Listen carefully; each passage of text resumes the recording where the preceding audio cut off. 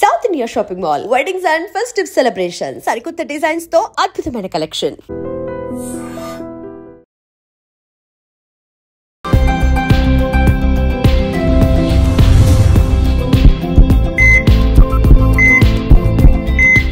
నమస్తే, welcome to healthy conversations with IT media. నేను మీ Jhansi. So ఈరోజు మనతో డాక్టర్ భరద్వాజ్ గారు ఉన్నారు, హోమియోపతిక్ డాక్టర్ ఫ్రమ్ ఫిడికాస్ హాస్పిటల్ నుంచి.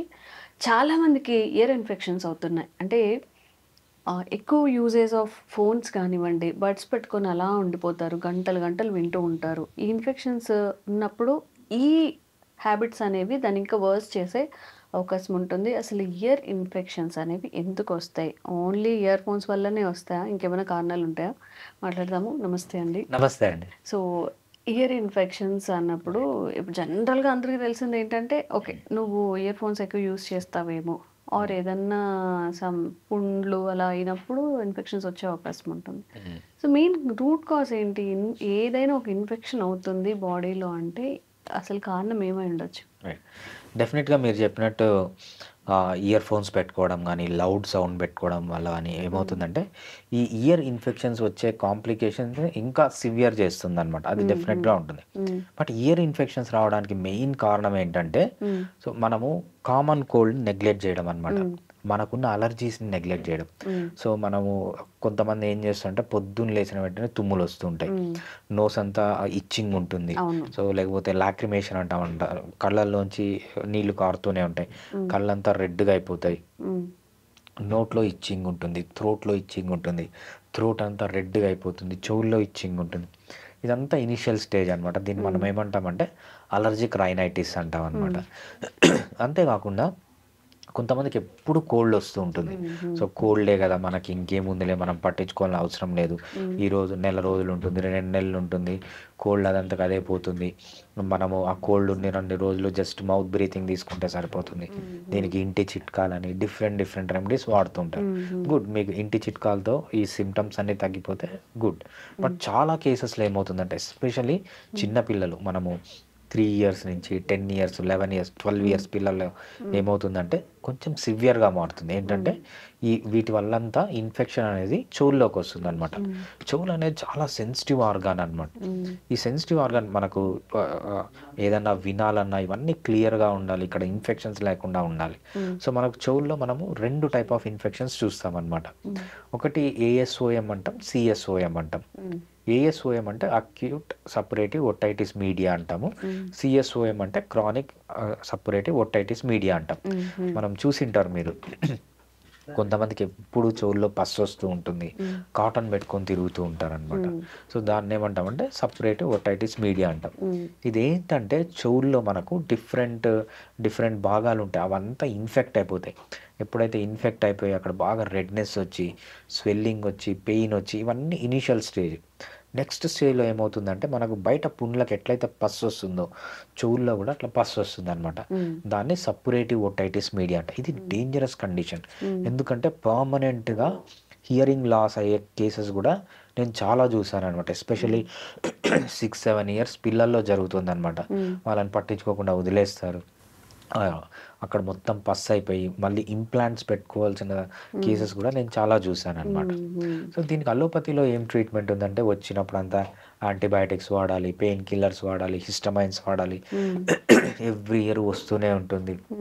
స్టెరాయిడ్స్ వాడతారు, స్టెరాయిడ్స్ వాడడం వల్ల ఇమ్యూనిటీ తగ్గిపోతుంది, ఇంకా వస్తుంది, మళ్ళీ వస్తుంది. సో మనకు అలోపతిలో ఏంటంటే సివియర్ డిసడ్వాంటేజెస్ ఉన్నాయి.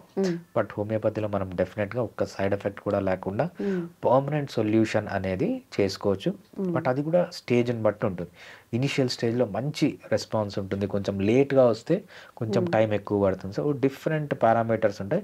బట్ దీనికంటే హోమియోపతి అనేది చాలా బెస్ట్ ట్రీట్మెంట్ అనమాట. అంటే చిన్నపిల్లలు మనం చూసినట్లయితే వాళ్ళకి ప్రాపర్గా క్లీన్ చేసుకోవడం కూడా తెలియకుండా లైక్ రౌండ్గా బాల్స్ లాగా కూడా ఫామ్ అయ్యేంత ఉంటుంది కదా, దానివల్ల కూడా వచ్చే అవకాశం ఉంటుంది మేబీ. డెఫినెట్గా అండి. చెవులు అనేది ఎప్పుడు క్లీన్గా పెట్టుకోవాలి, మనం వ్యాక్స్ ఫ్రీగా పెట్టుకోవాలి. ఎప్పుడైతే వ్యాక్స్ ఉంటుందో అక్కడ ఇన్ఫెక్షన్స్ వచ్చే ఛాన్స్ ఉంటుంది.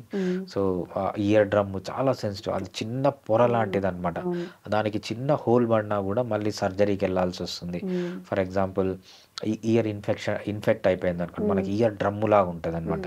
ఒక చిన్న లేయర్, మన పేపర్ ఎలా ఉంటుంది అట్లాంటి చిన్నది అది కదలడం వల్లనే మనకు సౌండ్ అనేది ట్రిగ్గర్ అయ్యి ఆ నర్వ్ ఇంపల్స్ అనేది క్యారీ అవుతుంది. ఎప్పుడైతే ఆ చిన్న దానికి హోల్ పడుతుందో అక్కడి నుంచి పస్ రావడం కానీ ఇవన్నీ చాలా ఎక్కువగా ఉంటాయి.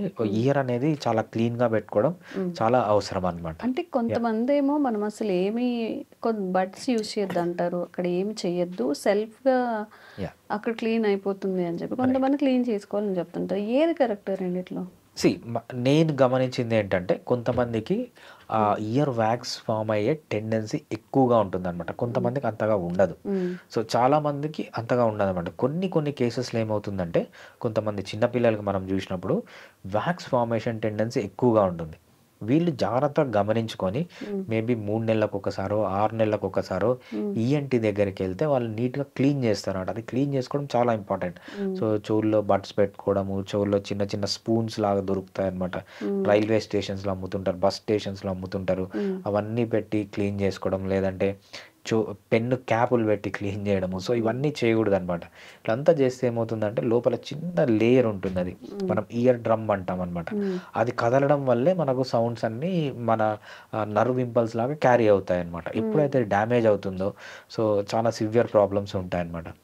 సో కొంతమందికి రెగ్యులర్గా ఎక్కువ ఈ వ్యాక్స్ ఫార్మేషన్ టెండెన్సీ ఉంటుంది. వాళ్ళు డెఫినెట్గా 6 మంత్స్కి ఒకసారో లేకపోతే 1 ఇయర్కి ఒకసారో ఈఎన్టీ దగ్గరికి వెళ్ళి చెవులు 2 చెక్ చేయించుకొని వాళ్ళతో వాష్ చేయించుకోవడమే బెటర్ అనమాట. ఓకే. సో కొన్నిసార్లు పెద్దవాళ్ళలో కూడా చాలా పసుపు అవుతూ ఉంటుంది కదా, చిన్న కురుపుతో స్టార్ట్ అయ్యి అది చాలా పెద్దగా అవుతూ ఉంటుంది.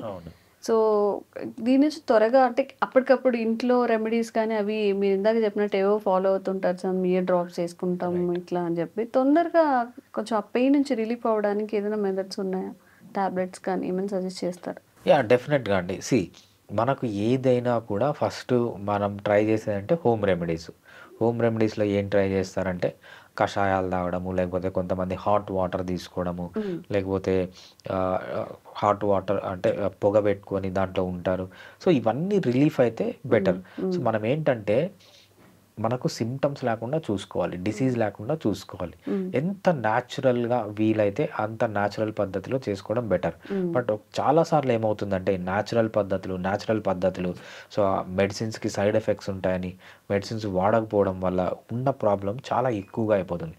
ఆ స్టేజ్లోకి పోకుండా మీకు కన్నా న్యాచురల్ రెమెడీస్ ద్వారా సిమ్టమ్స్ కంట్రోల్ అయ్యి నార్మల్గానే ఉంటే చాలా బాగుంటుంది. ఫర్ ఎగ్జాంపుల్ మా ఫాదర్కి కొంచెం సైట్ పోవడం స్టార్ట్ అయిందనమాట. అంటే నార్మల్ ఏజ్ అయ్యే కొద్దీ సైట్ పోవడం స్టార్ట్ అయిందనమాట. మా నాన్నమ్మ ఏం చేసిందంటే వాళ్ళ చిన్నప్పుడు ఏదో ఒక రెసిపీ వాడారు. అది మనకు ఒక మెంతుల్లాగా మెంతులు కాదు, ఇంకోటి ఏమో అంటారు, జీలకర్రతో ఏదో ఒక ఆయుర్వేదిక్ మెడిసిన్ చేసి ఇచ్చిందనమాట. ఆయుర్వేదిక్ మెడిసిన్ చేసి ఇచ్చిన తర్వాత 1 మంత్కో 3-4 మంత్స్ కంతా మళ్ళీ మంచి ఐసైట్ వచ్చింది. సో మనకు ఆయుర్వేదాలో కానీ మన హోమ్ రెమెడీస్లో కానీ చాలా పవర్ఫుల్ హోమ్ రెమెడీస్ ఉన్నాయన్నమాట. సో అట్లాంటివి ఏదన్నా మంచిగా వర్కౌట్ అయ్యి బట్ తగ్గిపోతే గుడ్, లేదు తగ్గకుండా అదే ట్రై చేయడము, అలోపతి మెడిసిన్స్ వాడడం మంచిది కాదు అనే మైండ్ సెట్లో ఉండడం తప్పు అనమాట. సో సిమ్టమ్స్ ఉన్నప్పుడు లేకపోతే డిసీజ్ ఉన్నప్పుడు కంపల్సరీ వాడాలి, తగ్గించుకోవాలి. సో మీరు హోమ్ రెమెడీస్ వల్ల డిసీజ్ కానీ సిమ్టమ్స్ కానీ తగ్గితే చాలా మంచిది, కానీ ప్రయోగాలు మాత్రం చేయకండి. Thank you sir. థ్యాంక్స్ అండి. Sir, one life lesson what medicine has taught you. Whatever you can do without expecting. But I really believe మన పాజిటివ్ యాటిట్యూడ్ ఉంటేనే మనం ఏదైనా సాధించగలం. గట్ని మనం కరెక్ట్గా డీల్ చేసినట్లయితే అది మనకి పాజిటివ్ హార్మోన్స్ని రిలీజ్ చేస్తుంది. షుగర్ వచ్చిన వాళ్ళ పరిస్థితి ఏంటి? పొట్ట దగ్గర పెరిగితే దాన్ని ఆండ్రాయిడ్ అంటారు, ఆండ్రాయిడ్ ఫోన్ కదా. అసలు థాట్స్ ఎందుకు వస్తాయి? బ్రెయిన్ డెడ్ అంటే దానికి ప్రపంచం అంతా కూడా కొన్ని నిర్దిష్టమైనటువంటి లక్షణాలు. మానసికంగా ధైర్యంగా ఉంటే క్యాన్సర్ జయించవచ్చు. You are a doctor for a cause, sir. అంతే. వాళ్ళకి వచ్చిన ఆదాయం కాకుండా ఫ్రీ సర్వీస్ ఎంతమందికో చేస్తుంది.